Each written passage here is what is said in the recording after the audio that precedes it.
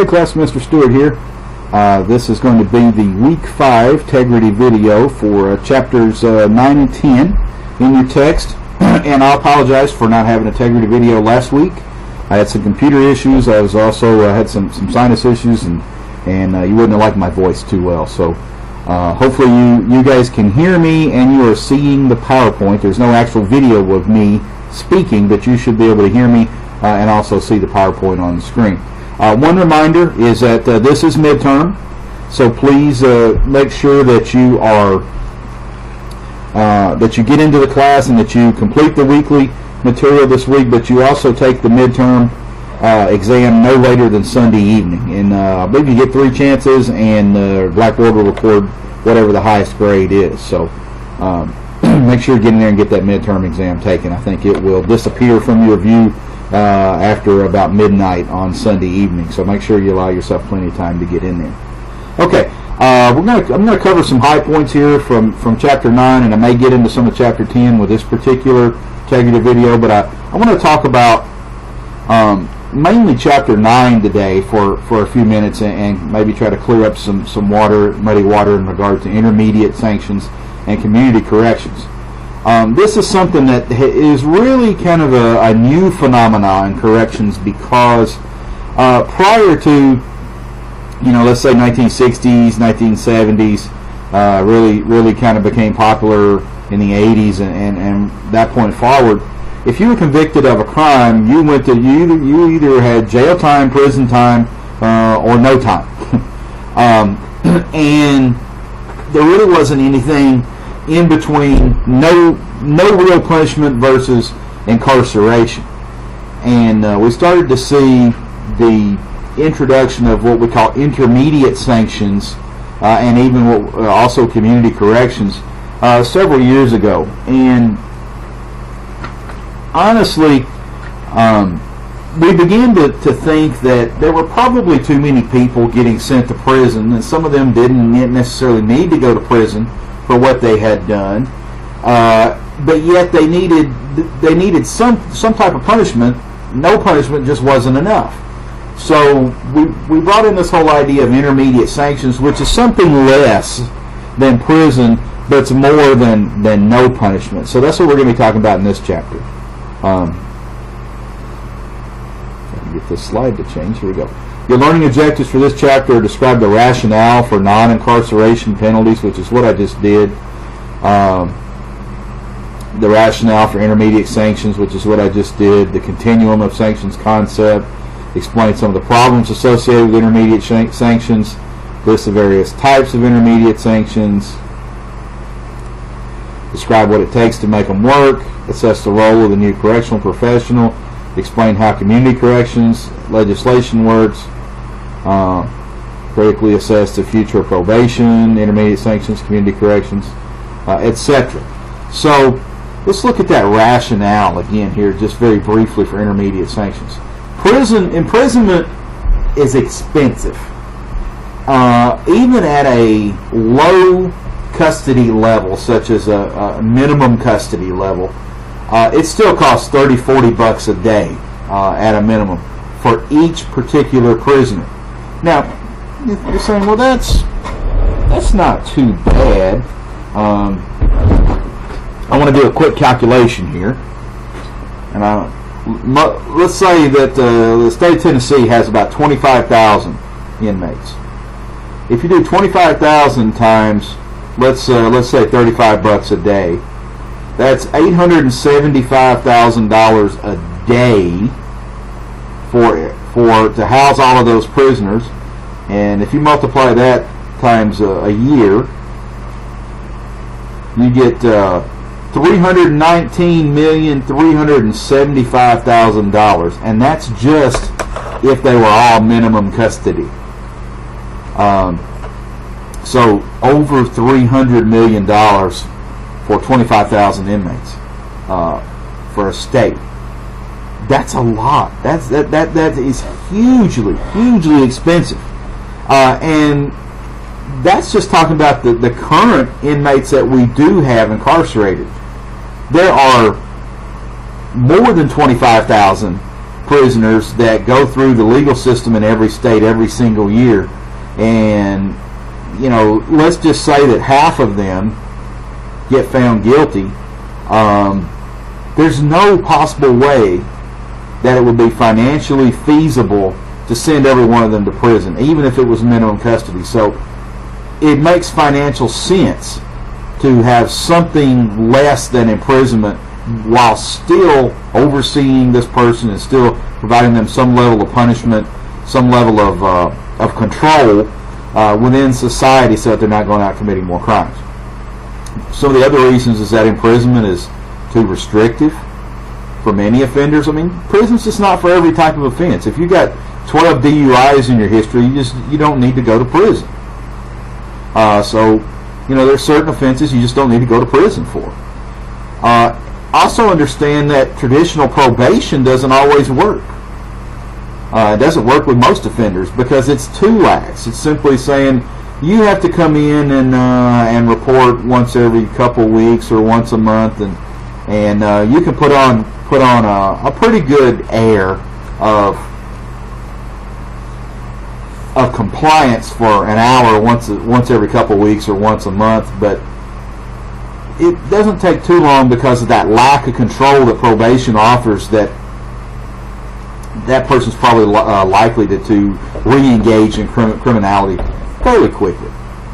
And justice is better served by having options in between as well. So those are that's some of the other rationale for non-incarceration. As far as unnecessary imprisonment goes, most sanctions in Western democracies do not involve imprisonment. We don't send that many people to prison when you look at the number of people who get convicted of crimes every year. So for every one offender in prison, 3 are on probation or parole. Prison's also not very effective.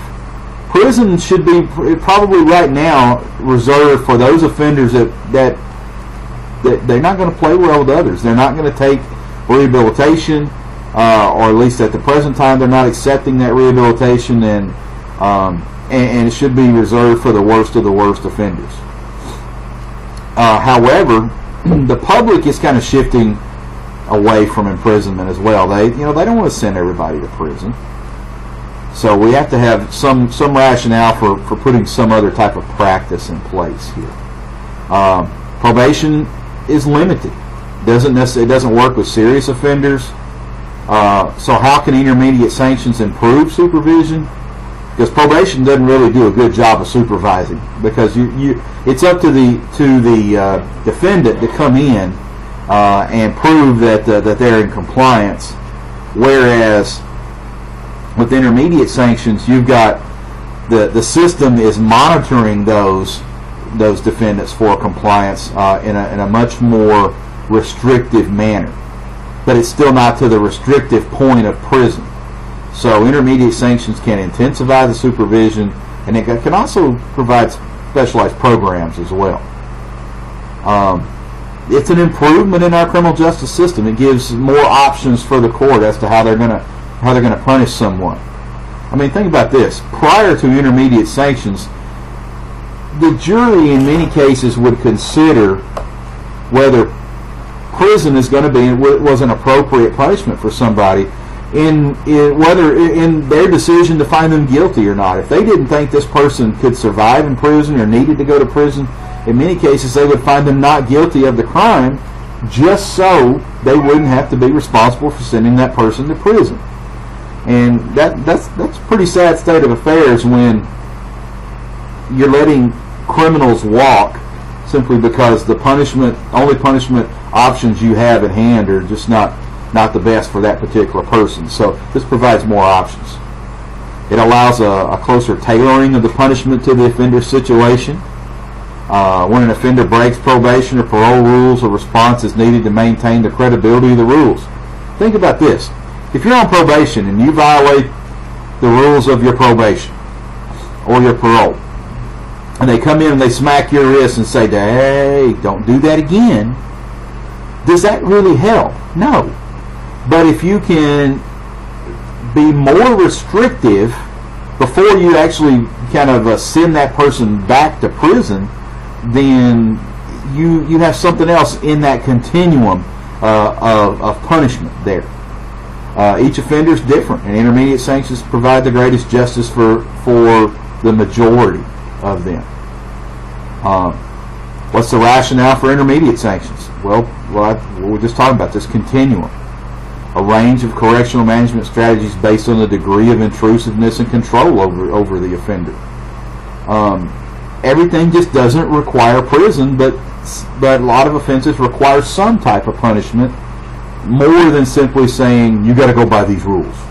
We have to restrict you in some shape, form, or fashion. So maybe we send you to a boot camp program. Maybe we put electronic monitoring devices on you. Maybe we do home visits, and that's what community corrections does. Is they send people out to visit your home and your workplace, make sure you're doing what you're supposed to do. All of that costs more money than simple probation, but it's also more restrictive, and that may be what's necessary for certain criminals.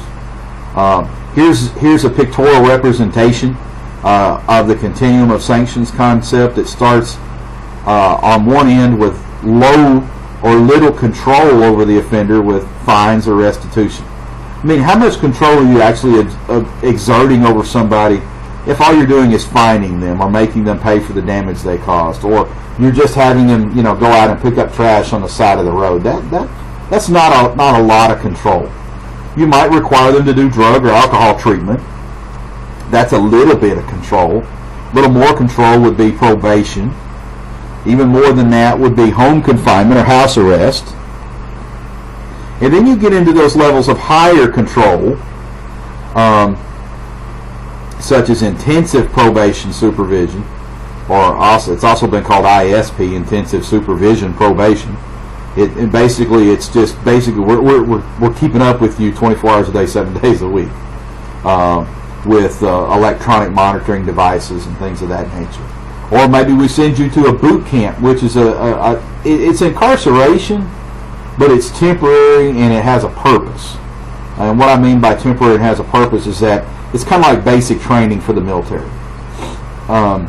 They're exerting quite a bit of control over you for a short amount of time, but they're teaching you some skills and they're teaching you some confidence and self-concept and things like that.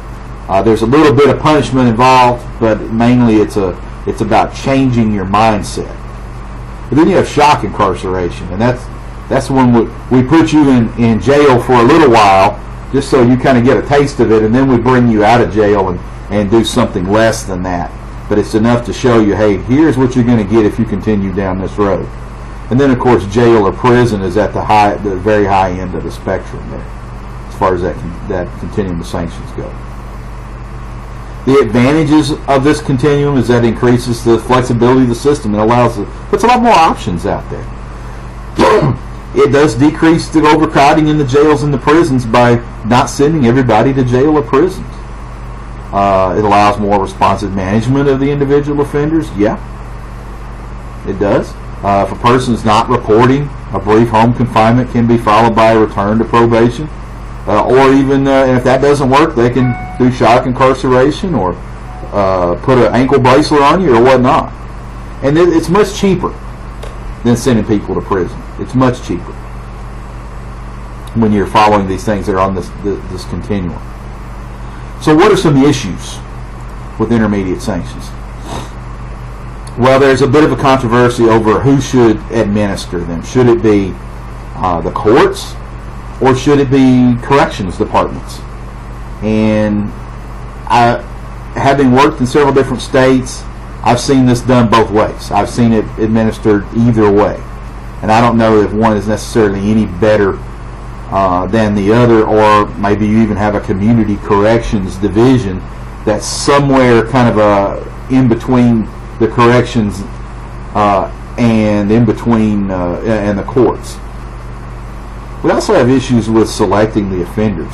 How do we classify particular offenders or particular offenses into intermediate sanctions versus jail or prison?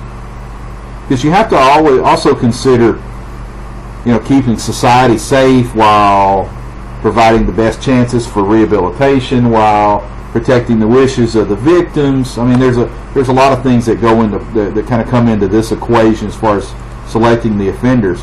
And probably one of the biggest problems and most damaging issues with intermediate sanctions is that many people believe that it widens the net, if you will. And what that means is we're now putting people into restrictive punishment, not jail, but restrictive punishment that's more restrictive than probation but less restrictive than jail, that prior to using intermediate sanctions may not have been even convicted of a crime. Now, some people would say, well, they need to be convicted of something that they did, but prison just wasn't for them. But they also look at, prior to this, they would not have went to jail, and therefore the system itself could damage the defendant to a certain degree, because now you've widened the net. You're actually punishing more people than you were previously because you have more options for punishment. And I think you could look at that either way, pros or cons. But this whole idea of widening the net is a potential problem with intermediate sanctions. So what are some of the types of intermediate sanctions and who administers them? One of the first ones is pretrial diversion. And this is typically for those criminals, defendants who have not had previous convictions, or there were some special circumstances in regard to this particular offense and this conviction. And this is a decision that's made by the judiciary. Basically, you've been charged with a crime, and then what they decide to do is divert you out of the system prior to the trial. They're gonna put you in some sort of special program or some sort of something that basically, if you follow through with it, it could result in the wiping clean of your slate, if you will, as long as you don't get in any further trouble. And this is a decision that the judiciary, the courts, make. Fines are also a type of intermediate sanction issued by the judiciary, and this is where we stand in your pocketbook, if you will. And they may even take a certain amount of what that offender makes every single day. And they will collect very frequently to make sure that those fines are being collected. Think about this. If you go out and you work 10 hours today doing pretty hard labor, and let's say you made $10 an hour, so you made $100, and you're thinking, well, I'll get to eat and pay the rent and all that kind of stuff, and then the courts come in and let's say they take $40 of your $100. Now you worked all day, 10 hours a day, and your $100 that you made today, $10 an hour, just went down to $6 an hour. But it didn't change how hard you worked. So it's a punishment to a certain degree when you start taking people's money from them. The issue that I see with that is many of these criminals decide that I'm just not going to work, and then they're going to make the system come after them to pay the fines, or if they don't pay the fines, then it's going to cost the system more money to incarcerate or do something different. So fines don't always work, but for good, honest, hard-working people, I'd say that a fine is a pretty good punishment, intermediate sanction, because if you've ever got a speeding ticket and you had to make a sacrifice to pay the stupid speeding ticket, you thought about that the next time you were speeding. I guarantee you. The judiciary can also forfeit your stuff. They can take your your property. They can seize your property or assets that they can deem that you used in the criminal activity. They can take your car, they can take your house, they can seize your bank accounts. They can take any property you have, and then and you may not get it back if they can prove it was used in the commission of the crime. And so it may be something that you worked hard selling dope to buy that nice house, and then they take your house from you. And let's say it's not paid for. Guess what? They don't take your payment. They just take your stuff. The bank will still come after you for the payment of the mortgage. So, and it doesn't bother the state or the court a bit if if the bank takes it from them, but because they know that they also are taking it from you too. So that's another form of intermediate sanction used by the judiciary. The courts also will make a lot of people do community service.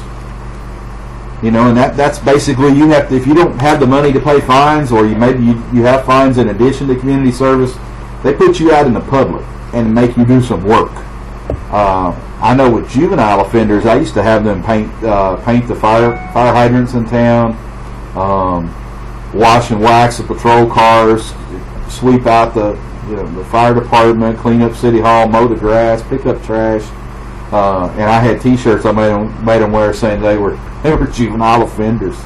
And so we do a lot of the same things with adult offenders too. While you're doing community service, people see you out there, so there's a certain shame element involved as well. We can also require that you pay restitution, and that is compensating a victim for the damage that you caused.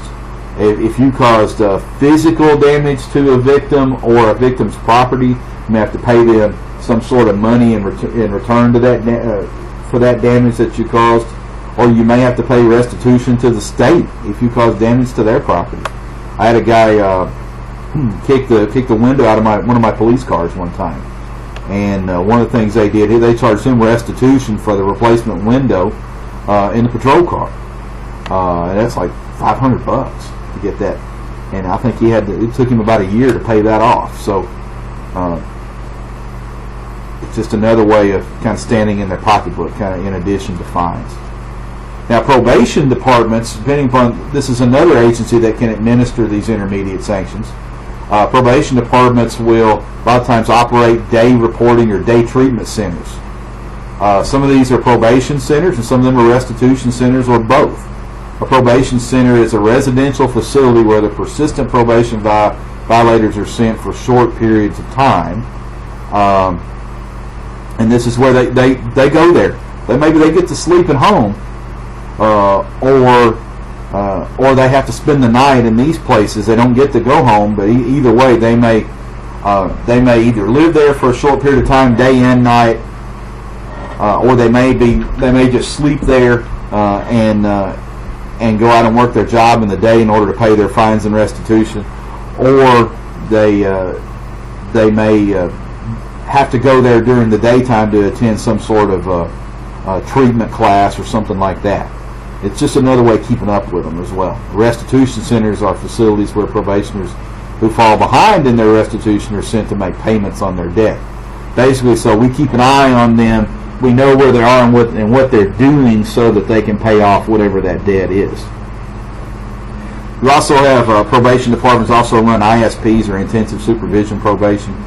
And this is strict reporting guidelines. This is where the probation officer works very hard to keep up with a probationer, and they may do it through electronic monitoring, or they may simply do it through more traditional means, but they keep up with them more.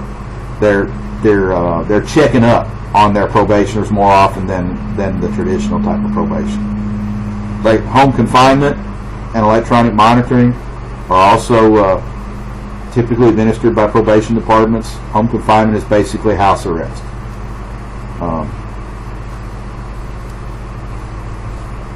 It's where basically you may have some sort of monitoring device on you that's hooked up to your home phone, or they may simply call your home at different times, and you have to answer the phone within a certain amount of rings to prove that you're actually in the house and you're not gone somewhere. They kind of got away from doing that because people now have the ability to have if they have a home phone, they could have it forwarded to a cell phone, so they could be anywhere other than at home. But a lot of times now what they do is they'll put an ankle bracelet on the person, and they'll install a device that's hooked up to a cell signal or telephone in the residence that basically says that device that's on you cannot get any particular distance or more away from the device that's in the home, and it will let them know if you go too far away from the house.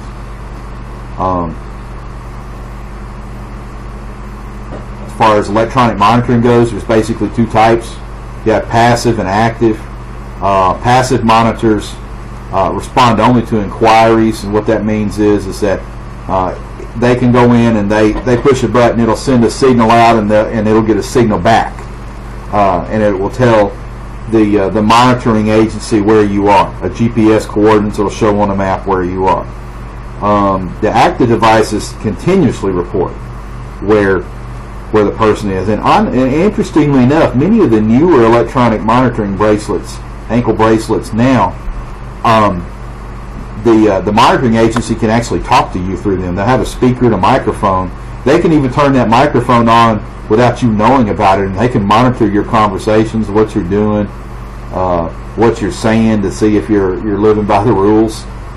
They can, if you get outside, they get an alert you're outside the area you're supposed to be in, then they can basically call you on the device, and you have to say, where are you? Why are you outside your area of operations, so to speak?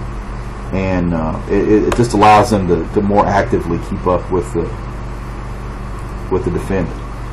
Correctional departments also administer some of these intermediate sanctions, such as shock incarceration, and that is a short period of incarceration followed by a reduced sentence, basically, where they put you in jail just for a short period of time, and then you go back out to be either under the judiciary or under the probation department to watch you. This is considered controversial because it combines undesirable aspects of both prison and probation. Basically, we're trying to scare you away from continuing to offend by putting you in jail. And the problem is, if we put you in jail, we may damage you while even that short period of time you're in jail, and you don't necessarily need to go in jail. This is the whole idea behind the Scared Straight shows, and the original one is that let's shock these kids into going straight so that they don't go out and commit crimes as adults. Well, now we'd say, well, let's shock adults into going straight by giving them a taste of what jail is like. It doesn't work for everybody. It only works for certain people, really. Another type of intermediate sanctions ran by correctional departments is boot camps. Physically rigorous, disciplined, and demanding regimen emphasizes conditioning, education, and job training. It's typically designed for young offenders who are not violent offenders, who have been sentenced to prison, but a relatively short prison sentence. And instead of getting sent to prison, they will send you to boot camp. And if you successfully complete the boot camp, then you're going to be basically paroled out, and hopefully not to offend again. And I said hopefully because most studies are showing that these don't work, that boot camps are ineffective, don't work. So what does it take to make these types of sanctions work? If they have to be carefully planned and carefully implemented. You have to get over some of these obstacles, such as the sentencing philosophies and practices. You have to get over the issues with offender selection, as far as you got to put the right people in the right programs, or else it's not going to work. And you also have to make sure that your surveillance and your control methods are working properly, or else it's still not going to work. Sentencing issues. This is probably one of the more important issues. It involves this principle of interchangeability. The idea that different forms of intermediate sanctions can be calibrated to make them equivalent as punishments despite their differences in approach. For example, 2 weeks of jail is seen as equivalent to 2 months of home confinement. Punishments are described as units for the sake of interchangeability. We used to, just to give you an example of that, during the Vietnam War era, people were going before the courts, and they were given the option of a year in prison, or here's a recruiter in the courtroom for the Army, sign up for the Army and you're going to go to Vietnam. There was a lot of people that got sent to the war in Vietnam because they were criminals and they avoided prison in order to go fight the war, and some of them didn't come back, and they did pay the ultimate price for that. Really don't think that should be used as a punishment, but it was during that time. And now, of course, the military won't take you if you're a convicted felon. They just simply say, we don't want you here. But they took you at that time. It didn't matter if you were a convicted felon or not; they would take you. And I've also seen instances where, as far as interchangeability goes, let's say back in the 1970s, if you got stopped for speeding in Texas, you would be taken into town, set before a judge, and the judge would say $10 or 10 days. You either pay $10 fine and you leave right now, or you do 10 days in the county jail. It didn't make the judge know, never mind, honestly.